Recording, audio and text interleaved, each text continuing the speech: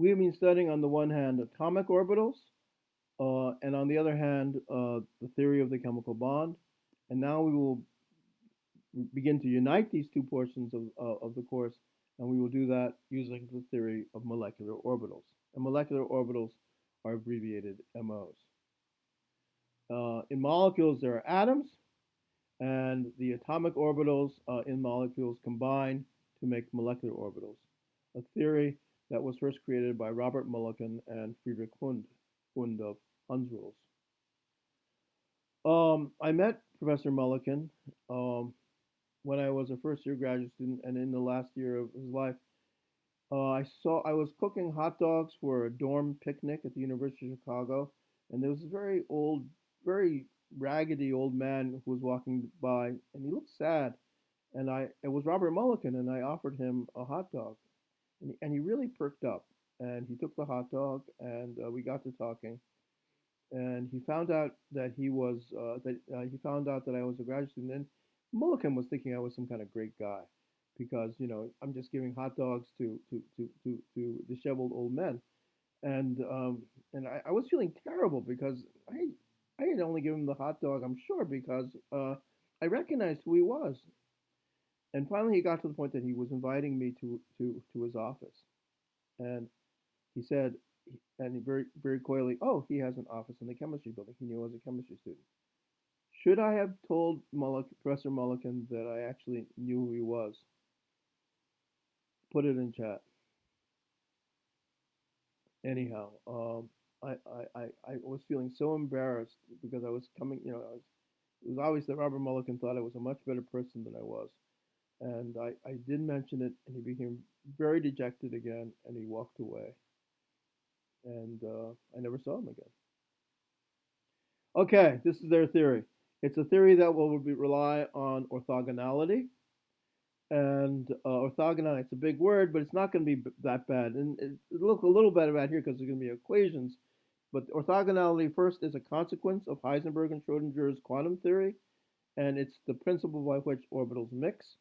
And for us in this course, there'll be a very nice feature that we will only mix orbitals one pair at a time. And orthogonality means that when you add two orbitals, when you mix them, you must also subtract them. There's this constant c. We're not going to worry about c now.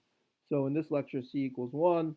And so when you add phi 1 and phi 2, phi 1 plus phi 2, you must also subtract them, phi 1 minus phi 2. And there is a proportionality constant, 1 over root 2, which has a name of the normalization constant, but it's a proportionality constant. Okay, those are fancy equations. I think pictures will make this go much, much better. Those are the equations. We're going to look at two AOs on the same atom uh, uh, in the spirit of elections. One is blue and the other one is red. And you see phi 1 and phi 2. We have to actually consider minus phi 2. So what would minus phi 2 look like? The diagonal lines means a negative region, and the unshaded portion means a positive region. What would minus phi 2 look like? Uh, Put it in chat. Uh, and I have it right here. It just flips. The minus region becomes a plus region, the plus region becomes a minus region. And now we can do something that all Americans, I think, should learn from, which is that we can uh, mix the two. You don't have to stay blue or red. You can be a mixture. So psi 1 is shown in purple. And you can see on the left side, the waves are out of phase. They're destructive. While on the left side, the blue wave is positive because it's positive everywhere. The red wave is negative, so they're being out of phase. While on the right side of the picture, the blue wave is still positive and the red wave is also positive. That's constructive interference. When waves constructively interfere, they get bigger. When waves destructively interfere, they get smaller. So what's this going to look like? The wave will be big on which side? Put it in chat. The wave will be big on the right side. and small on the left side. And this is called an SP hybrid. Uh, so hopefully we can we turn red and blue and we make hybrids, something that we can all learn from. That's phi 1 plus phi 2. And now we have phi 1 minus phi 2. So I draw that picture here. And now they are in phase on the left side and out of phase on the right side. So the the orbital will look like this. This is the second hybrid. So when we add the two to make psi 1, makes psi 1, we have to subtract the two to make psi 2, and these are the SP hybrids. Um,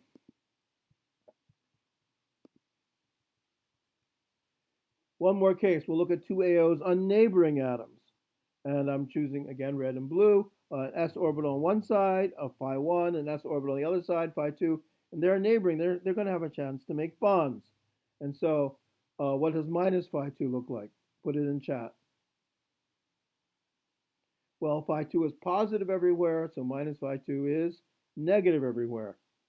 And now we're going to mix them to make psi 1 and psi 2. First psi 1, so we can envision what it is. Just see that phi 1 and phi 2. Do they go on the same site or different sites? Are these on the same atom or neighboring atoms? Neighboring atoms, they're on different sites, and there they are. And the mixture of the two is not called a hybrid. Uh, uh, there they are, just joined together in the purple form, and I call this the unmelded picture. And this is certainly one way you can draw them. Some of my colleagues like to draw it this way. Others of my colleagues like to meld the two together to make a real mixture of the blue and the red waves. After doing psi 1, what do we have to make? Put it in chat. Psi 2, and for psi 2, what is it that we have to have? Phi 1 has to add to what? Put it in chat. Minus phi 2. So I draw those pictures here. And now, can you see that in the inner region they are destructive? That means they cancel each other out. So first, the unmelded picture is just the single purple picture, but the melded picture in the center region, they're canceling out. And so the melded picture looks like this.